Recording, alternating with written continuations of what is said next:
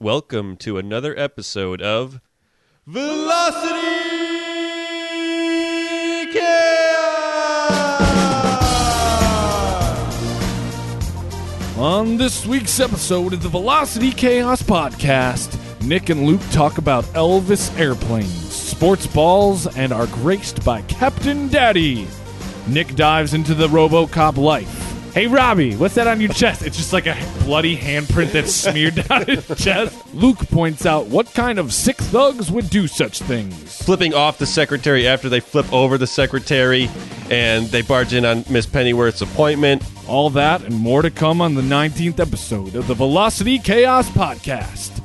Leave us a voicemail at 15 15 41 Chaos. And welcome, here we are on the 19th episode of the Velocity Chaos podcast. What kind of face you making over there? I was just silently screaming through the entire intro. Oh, nice. That's what I was doing. I was warming up the lungs. Get ready, because we're here. We're 1 week away from our live broadcast, which we'll figure out everything that's going on.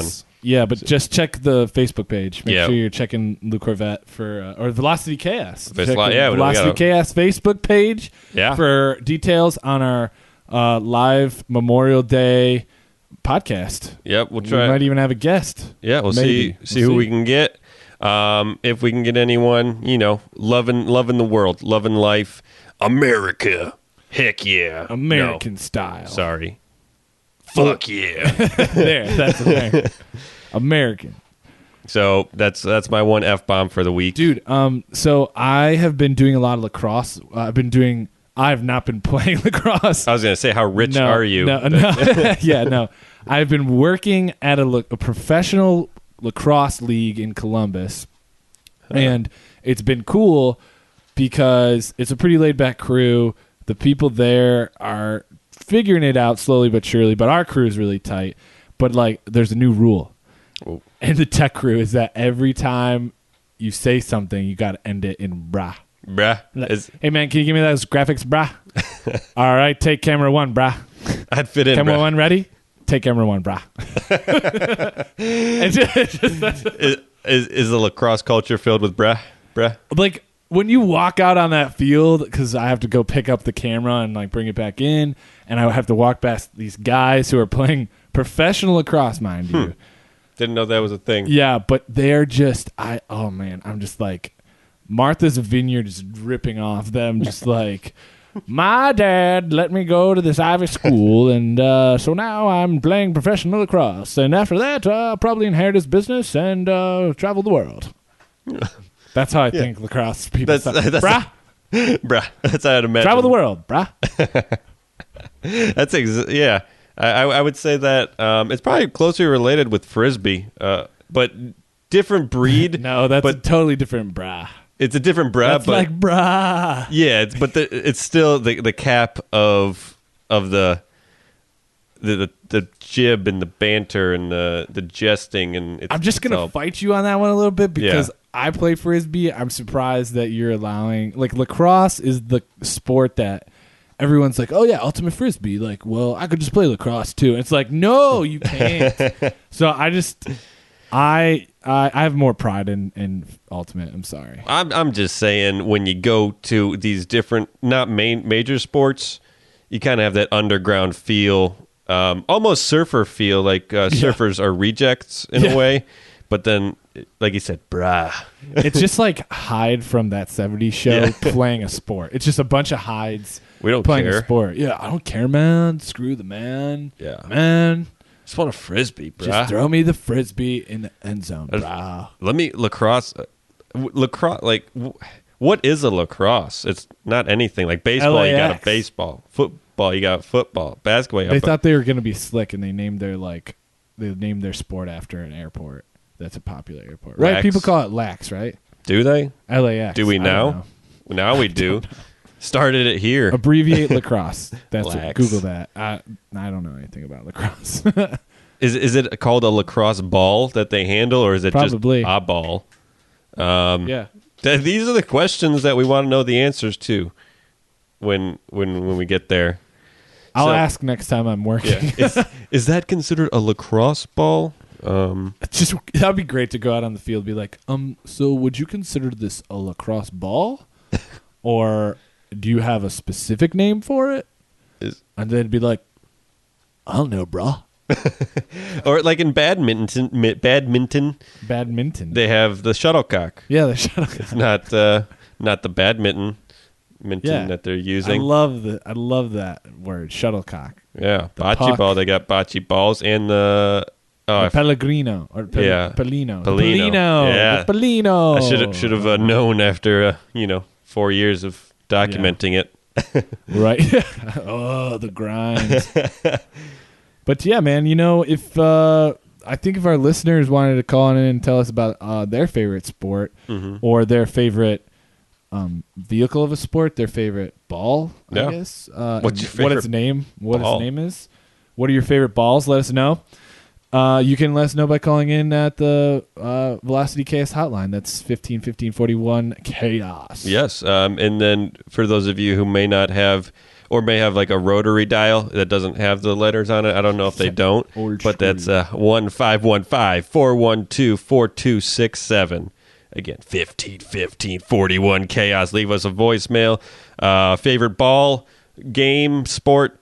Cavs are playing right now. Looks like they spoiler alert right now, because you're not going to hear this until after anyways, but they brought it back. They were down a little bit.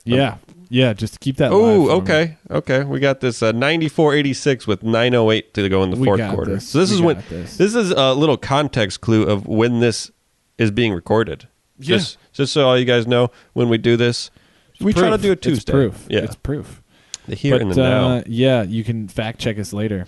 And But so I was looking around, as I usually do for the podcast, looking around for some stuff to talk about. And as you do that I don't do. Yes, there's very, very clear delineation of responsibilities here. But I have the system. We even hooked it up to Evernote. Like we both are part of an Evernote app where it's so easy to add in topics. Like you can save a whole article directly into the note that I can see in live time, and there's still only 2 articles in here, both of which I found. I sent you a message though about the other one, but I didn't link it. You should read that one article. I'll remember it later. Yeah, I'll tell you about it later. Anyhow, bruh. So I'll start off. This headline caught my attention. I'm a big fan. Jet owned by Elvis to be auctioned off after sitting 30 years. Is that a nickname for someone? Or is that an actual plane? What? Like Jet? Like, is that his dog's name? What? Jet? Yeah. I feel a 30-year-old dog? Yeah. Finally, they're auctioning off his dog. The remains of Elvis's dog, stuffed and mounted, selling for $3 million. Is that what they're at with this? Do I hear $3 million? Do I hear $3 million? I see $3 million. 310. Sold for $2 billion. What? What did I do? I was just waving to someone. I'd be terrible at that. Yeah, so no, it's not. It's an actual plane. The crazy thing is, this is back in the day. This is an actual. This is like a Lockheed Jetstar from 1962. Apparently, he owned a lot of them, but this one was like red. So it'd be pretty sweet seeing it like fly through the sky. Oh, hey, that's Elvis's jet. Yeah, but here's the interesting thing. Here's the interesting thing, Luke. And yes, Nick. This. For the past 30 years, this plane has been kept in Roswell, New Mexico. Oh, is it? Little twist for you. Things just get interesting there. So my, how the turntables. The turntables have turned. Right. Man. So, like, I would have brought this up. I mean, I like Elvis, but I don't think it would have been, like, massively appealing to just bring it in and say, hey, his jet's for sale. And? But there's your and. I do have so many questions. Okay, though. 30 years. Hold on, before we get to the Roswell. Okay. Wow. One, who would buy a 30-year-old jet to begin with? Well, actually, it's older than 30 years. It's been sitting for 30 years. Yeah. It's, what, 1962, so 8, or 40-something, 38, 45 years. Yeah. Plus, 45 plus. Wait, so 55. Yeah. 55. Look at that. 55. That's how we figure math. So, anyway. So, one, who would buy a 55-year-old jet? It's not, I feel like it's not going to run. Oh, it's missing its engines. Okay, it's definitely not going to run. It doesn't even have engines. So it's definitely some... It's a fixer-upper. Yeah, some guy who's kind of midlife crisis that wants to like buy a Korvette or something and fix it up, but he's buying a jet to fix it up. How funny would that be, though, if you were like a 13-year-old kid and your dad comes home and he's like, all right, son, got a little fixer-upper out in the garage. You're going to help me this summer. Out in the hangar. You're just like... Yeah, because you got to get an airplane hangar when you're 50, you're like... Oh, I remember back in the day, my dad, long summer nights out under the hood of our Elvis jet, our red jet, Lockheed Jetstar. Man, those were the good times. I'd toss him up a wrench. He'd call down, wrong one. I have to go toss it again. I miss a lot. You can still see the scratches in the front left side of the plane.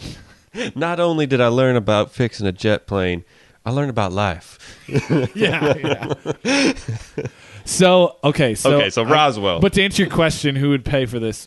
1, Elvis. 2, Elvis. 3, Elvis designed this plane, apparently. Oh. Not like... It's going in a museum. He didn't engineer it, but he designed the interior. Yeah. He chose everything from the shag red carpet. A little less impressed as you went on there. I thought he designed the plane itself. That would have been hilarious if he's a closet genius. Yeah, this guy writes brilliant music, and now he's the Wright brother of the 1960s. But maybe... This kind of ties into the Roswell angle, okay? Because he's an alien. Either he's an alien or he was a genius. Mm-hmm. He discovered tonal notes in music that would get people addicted to his music. He knew that his gyrating was a form of hypnosis. Yeah. Literal hypnosis. Yes. Clinical hypnosis. He combined the two things, sold millions and millions of records, became one of the most iconic music figures. 55 years later, people still adore him. But they still play his pinball machines. Yeah. Is that what they call it? Dress up like him. But the thing is that Elvis was also just a real genius, and he was just over the rock star lifestyle. So he faked his death. Yep. In a very, very typical way. He didn't want to go to the narcotics thing because Elvis was a good guy. He didn't want to, He didn't want kids to look at him and be like, "Yeah, sex, drugs, rock and roll." No, he did. Probably, he was above that. He was above that publicly. Did he actually die on the crapper on the John? Is that? I don't know. No, I think he. They found him there, but I think he died in the hospital. Is that like a middle school myth? Kind of thing that was brought up. If you follow Elvis in rock and roll, you'll die on the toilet. Don't be like Elvis. That's I think. So here's my thing, man. Elvis was one of the greatest scientific minds of the 20th century. Yeah. He hunkered down in a bunker in Roswell. He worked on their space programs. Yeah. He broke into another dimension, and that's where he is now. He's still there. He's 55 years older, as we've discovered earlier. Yeah. He's probably heading up NASA or whatever. Maybe he's even off the planet at this point. Oh, he's in a different dimension. I told you. Oh, okay. Stargate style. Yeah. He also wrote that show based on his experiences in his other dimension. Stargate Elvis 1, LV1. But so that's my personal theory. This is the new theory of that I don't believe at all. or do you? Do I don't know. Mind freak. But so Elvis's plane. Let's combine forces and grab that jet. Yeah, so we're gonna $1, Bob. we're gonna start a GoFund us. Go fund the Velocity Cast podcast. Buying a jet so that we can podcast from the jet. From the jet. And that's still on the ground. Yeah, we don't even buy new engines. And it's going to stay at Roswell. That's how we get into Roswell. Yeah. This is it. We're like, we need to just refurb it there because we don't want to move it. Yeah, we don't want to risk damaging it. We spent all of our funds on buying it. We didn't think about transporting it. So we're going to kind of need to hang out here for a while. And then we kind of get to learn the lingo. We're like, Roswell, bruh. And we're in. We're Area 51. Area 51-ish. We find some robots, not robots, alien robots. And it's great. We learn all the secrets. Yeah, invisibility, stealth jets, teleportation.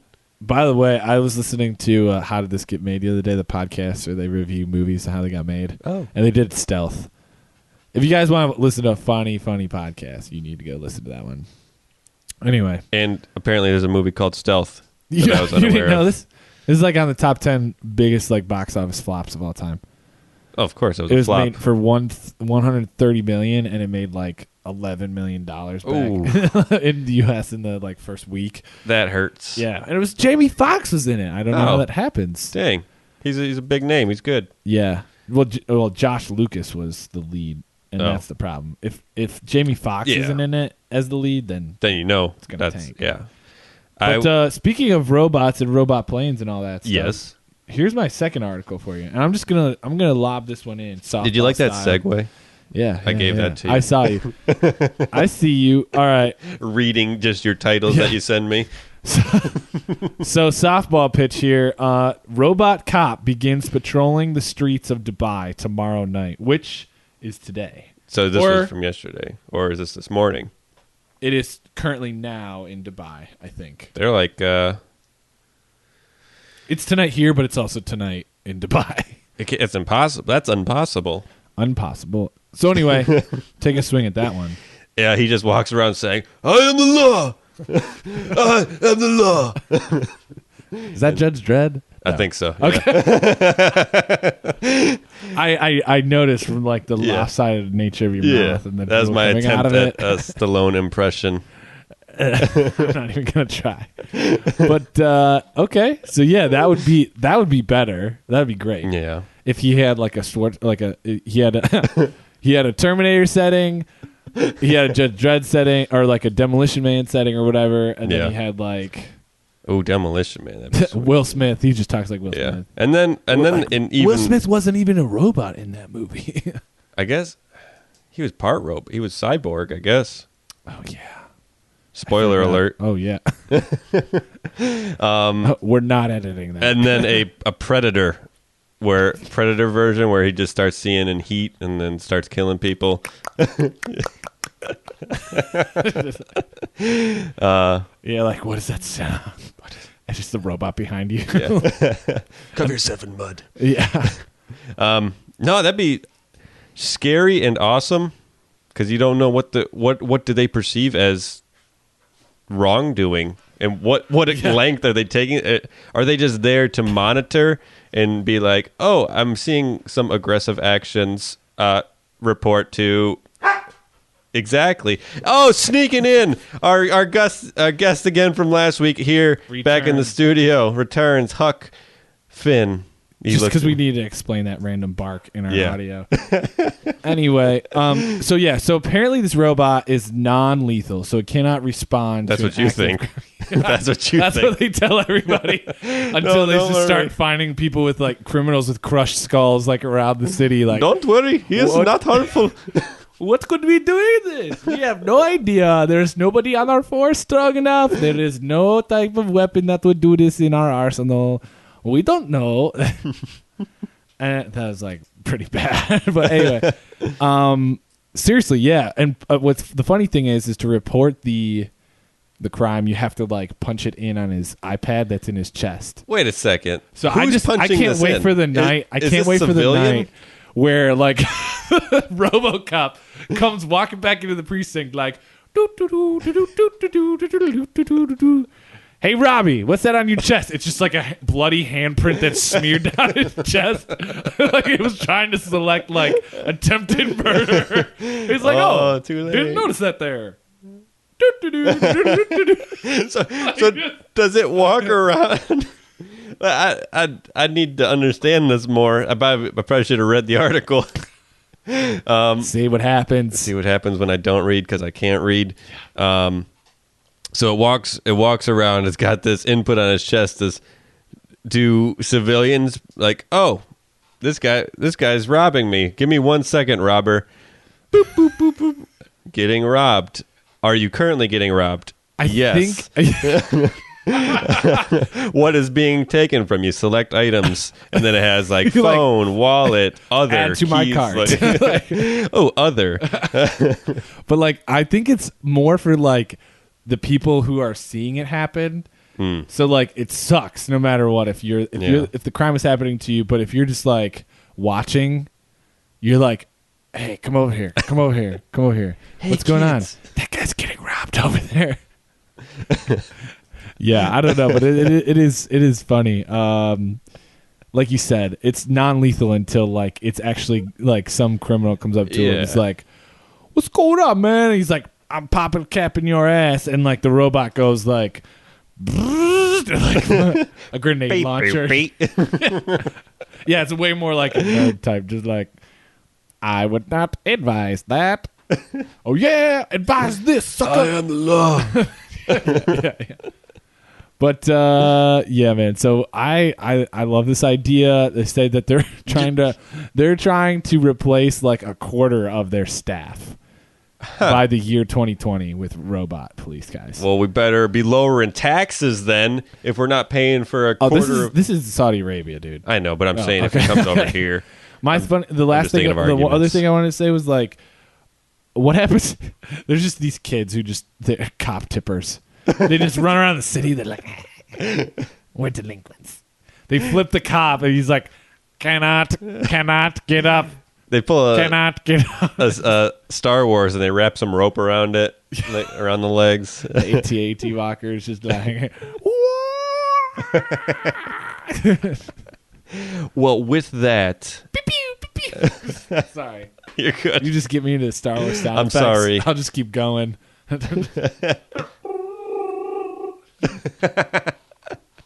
Speaking of a ring, we received a voicemail.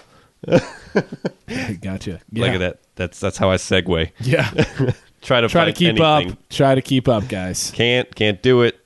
I do it the best. We received a voicemail earlier today from the one, the only, the best Captain Daddy. Woo! Our I believe, I'd have to say from the love that we've received from Captain Daddy, he's our number one fan, I would have to say. Yes, I would happily bestow that upon the illustrious Captain Daddy. We had asked, we had put out there in the podcast, we wondered what Captain Daddy had purchased with the gift card that he won from calling he won our first contest of calling the voicemail, naming his favorite marine animal. Mamma Jamma. Marine biological Mamma Jamma animal. The dolphin is what he said. So he gave us an update here from what it looks like of what he is going to buy or what he already did buy. So let's play that here right now. Hi, Nick and Luke. It's your good old friend Captain Daddy here. And wowee, what can I tell you? I am very excited that I won the first ever Velocity Chaos contest. I know some viewers have been asking, or some listeners have been asking, about what I used with that $25 gift certificate. I gotta tell you, it was just the right amount because I had my eye on a drinking dolphin wine statue. Could buy me that and a bottle of wine. Perfect price.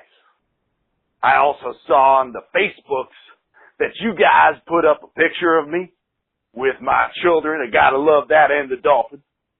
I also saw the poem and the funny gift. But I got to tell you something. I've been fuming for about a week now after I listened to last week's podcast where you, Nick and Luke, had the first ever guest on the Velocity Chaos podcast. And wouldn't you know, it wasn't Captain Daddy. WTB, what the biscuits, all right, gentlemen? Not Captain Daddy. He's your first contest winner. He's your number one fan. I know all about your Pretty Pink Pickles Penny's Princess podcast guest appearance, Luke, and I've certainly gotten the Get Solidus protection going for my home computer systems. But not Captain Daddy as the first guest. It hurt me deep, gentlemen. It hurt me deep. Nick, I gotta tell you, it's a beautiful dog. I think you're too good for it. I think you're lucky to have that hutch. He made an interesting first guest, and I wish him the best. But I can't believe the invite didn't come to me. That's all. I am sorry, Captain Daddy, from the bottom of my shallow heart. I am sorry that we overlooked having you as our first guest. I apologize. I am ashamed, and I'm glad to hear that you do wish us the best going forward, and I feel that we can bury the hatchet. Yeah, if you can make peace, we can make peace. Yeah. There's already peace on our end. Yeah. You're still number one in our books. And in our hearts. You have more accolades than anybody else in our fan base. I mean, you're the best. But I am so stoked about the wine holder, the Dolphin wine holder. That was a great move. That was just a delicious choice. It makes sense. I'm sure Captain Daddy, partakes in the ale. In the ale industry, probably a strong supporter of that, having fun with life of that in general. And, that is being a Dolphin that fits right in with the, as I bring up a picture of it right here, it looks hilarious and awesome. It's great.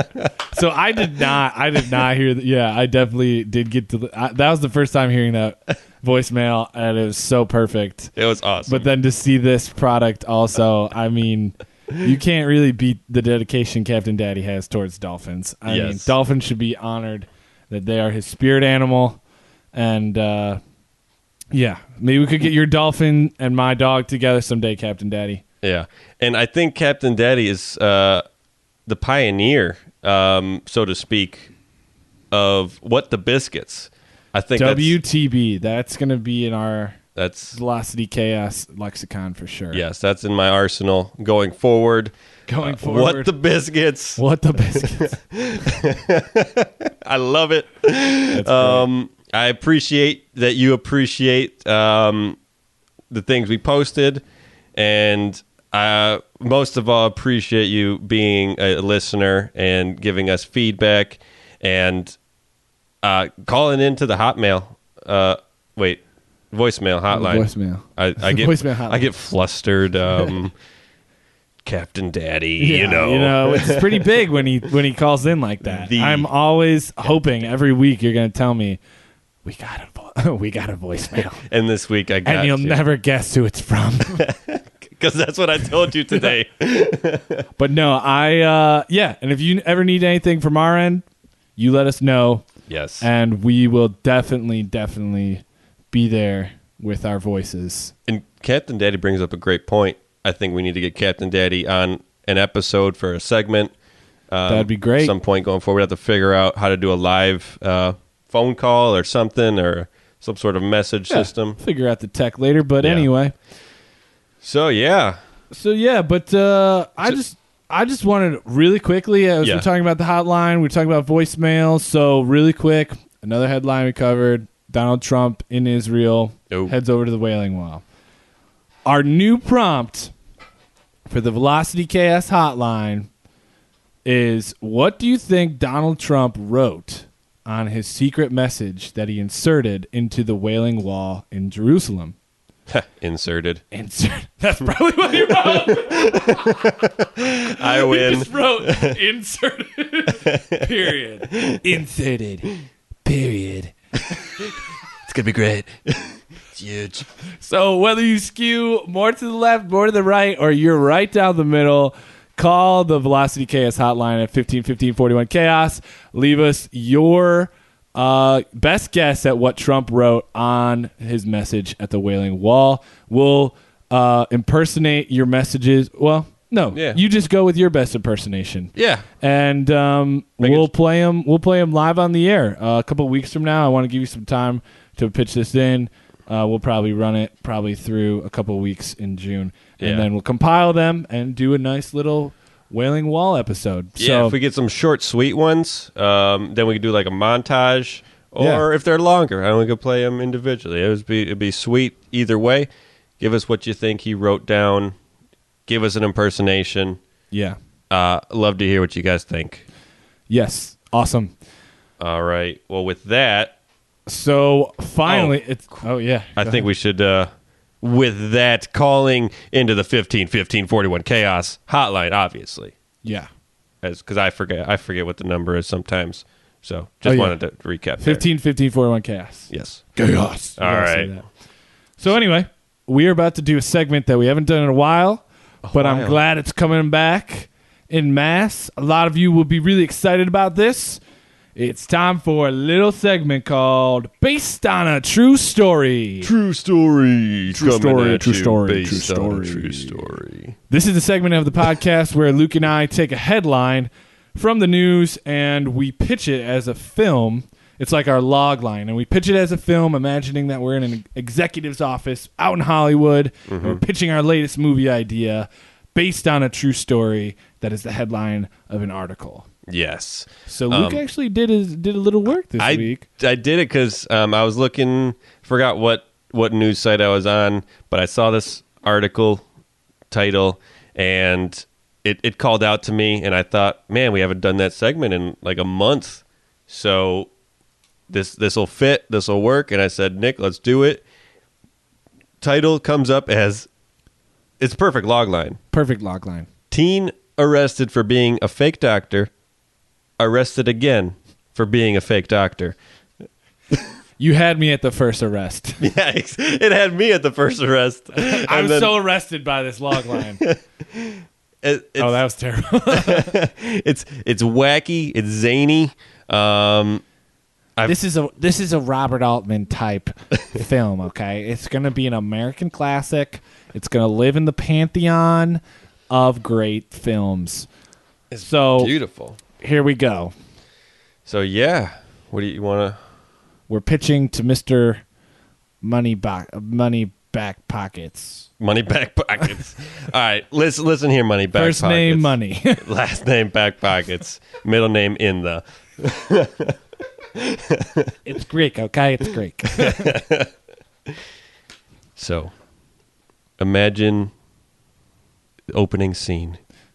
Grandma, with her walker, just struggling to get into the office, and a nice young gentleman comes over to her. Oh, Mrs. Pennyworth, I'm so glad you could make your appointment today. Come into my office. You're looking wonderful, miss. And so they go into the back office, just regular morning doctor's appointments, and this is the police. The police come barging in and kicking down the doors, flipping over the secretary's desk if there's a secretary here. Flipping over the secretary. Yeah, flipping off the secretary after they flip over the secretary, and they barge in on Miss Pennyworth's appointment, and they take this gentleman here. He looks young, but I mean, he says that he's 27, but he can't be more than 17. 17. Boom. Freeze frame on his face. Subtle narration over the top. That was the first time. Boom. Theme music. Credits roll. He's in prison. Gets a tattoo. Imagine Dougie Hauser. Throw all of that out the window. Boom. You got Dougie Hoser, who just hoses people in prison. Wait, whoa. This just got it's turned a whole different film. Fast forward 3 years down the line.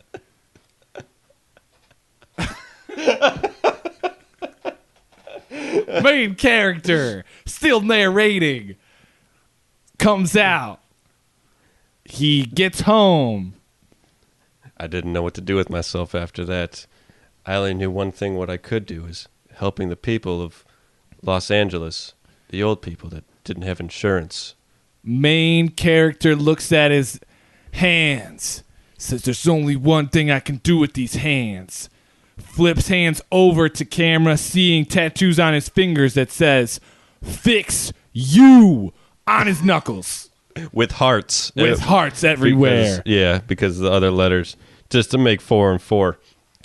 So, yeah. And then how many, he has to have also some, teardrop tattoos because he, a little bit of malpractice. This is for every patient I lost in the bathroom from a shanking.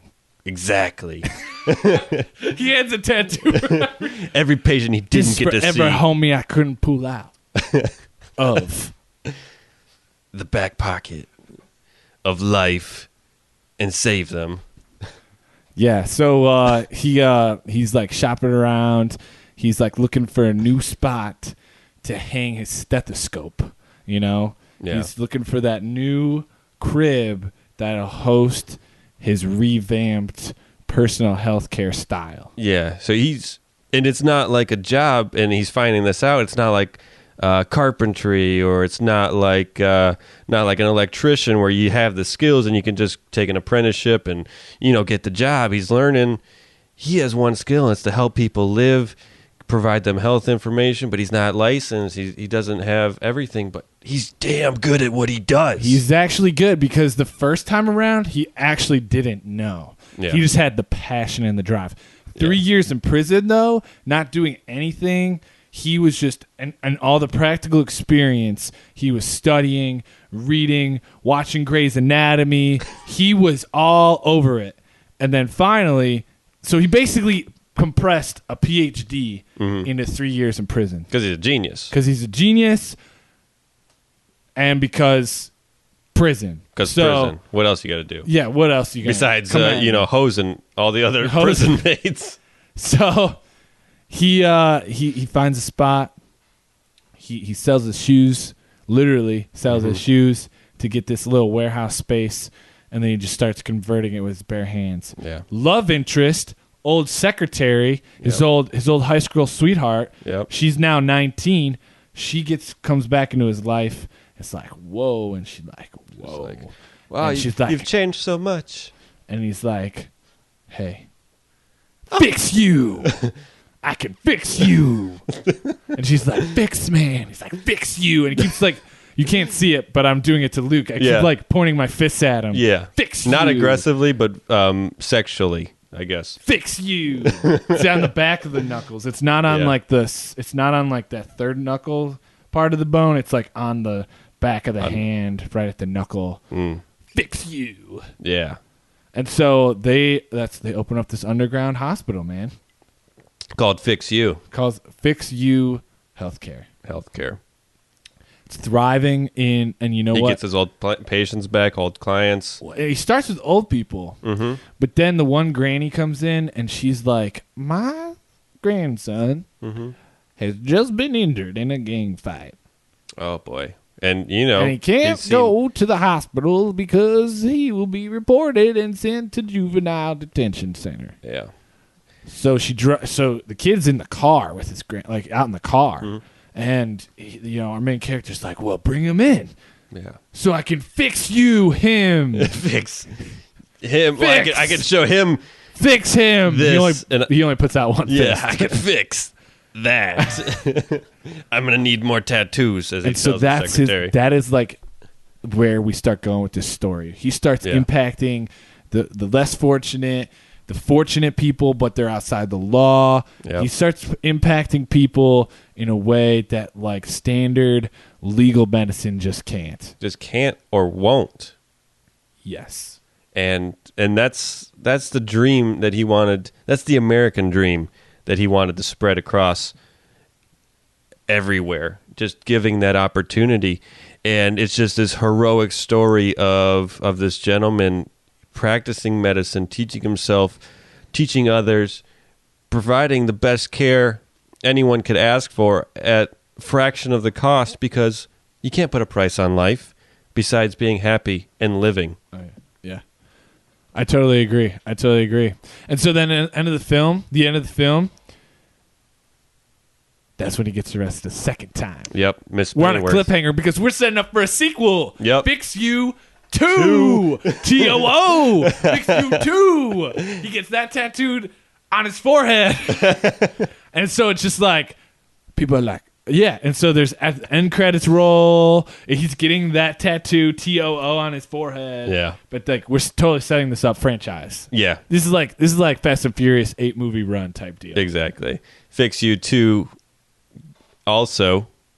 That was the third episode. It's like our Tokyo trip. Fix You 2 Night. Yeah. Nighttime. Yeah. Yeah. So that's the pitch. So yeah. What's the title? Did we say the first one is? Mr. Fix It. Mr. Fix It. Working Fix title. Good. Fix You. That's what Fix it is. You. Because the next one's Fix You 2. Yeah, it had to be Fix Fix You. You. Yeah. Fix You. So that is our based on a true story pitch of the week. So now we're going to swing it over and we're going to do our regular segment, Australian news. Coming from you from the land down under, we have some breaking news for all of you here in the States. Omar, perhaps the world's longest cat, finds internet fame. This is a giant cat. This is a giant cat. I'm assuming this lady's a normal sized lady. Oh yeah. He would probably, yeah, exactly. It's a big cat, Huck. It's a giant cat. Probably at least 14 kilograms and at least 1.2 meters long. At least. So we'll have to convert that. That's probably about 3 feet 11 inches. That's a 4 foot cat. That's a 4 foot cat. Imagine a 4 foot cat. That's longer than him. That's a big. Oh man, seeing that cat like slink out of the dark at night, like meow, Yeah. like ah. It probably wouldn't go meow. Meow. Meow. It's like the tiny. He's just like, oh man, his commercials for the crystal. What is the crystal? What's the cat Crystalia? food? What's the cat food? Like the What? one where Meow they ring Mix? the bell. Ding ding ding. Fancy Feast. I He's know just my like cat him foods. at a buffet, just just like How many cans of food does he eat per sitting? he becomes the new face of Fancy Feast. Fancy Face Ultra. It's just like a bucket of it. It's a bucket of Premium. $200. That is just a huge cat. And it's not fat either. That's a lot of hair, but it's like, wow, that's I guess being in Australia with all the dangers, you gotta bulk up. This is a new breed of cat, the Gigantus. Gigantorish. Gigantus felinus. not a real species. Anyhow, that is crazy. That is a big cat. Make sure that you get online and check that out. Check out the photos on Omar is Velocity his Chaos. name. Exactly. Velocity Chaos. Yes, Huck. Yes. So, I mean, in life, sometimes life is bigger than you, bigger than me, and sometimes cats are bigger than normal, being rather much larger than a regular cat would be, and we choose to, maybe invest in something that's 50-something years old that doesn't work, but we want it just because someone else wanted it and they were a genius or maybe even an alien, and that's cool in itself, and we pay ridiculous amounts of money just for random stuff. I was gonna come in with the shit, but I You did anyway. I did anyway, and so we think what happens when the world is overtaken by robot police, but they're supposed to be non-lethal. Who knows? the world could be a better or worse place. If the cost of living goes down because of it, I guess why not? Why frickin' not? Hey, that's the way life is, and sometimes you just have to appreciate the biscuits in life, the little biscuits, the big biscuits, and Captain Daddy most of all. Yeah, and sometimes you just gotta stick a note in a wall. Sometimes you gotta stick a note in the wall. So with that, the 19th episode of the week, we thank you all. Give us a call. What did Trump put on the note in the wall? Did I just rhyme wall with all and all and wall? Yeah. That's how good of a rhymist I am. Just happens naturally. Yeah, it comes. It's just like the segues. Poetic gestures. Anything to add? Check out Velocity Chaos on Facebook. Stay tuned there. All our updates are there. All the articles we talk about there with all their photos. But also make sure you're checking that all weekend, Memorial Day weekend. We're going to do a special Memorial Day podcast that will also be streamed live. So if you want to catch us there, check back there at Velocity Chaos. Yeah. So when you're hanging with your families, just check it out. Do we do fireworks on? No, we don't. That's 4th of July. 4th of July. Totally off on that. But yeah, hanging out with your family around the fire, listening to the live Velocity Chaos podcast. See ya. Buenos night.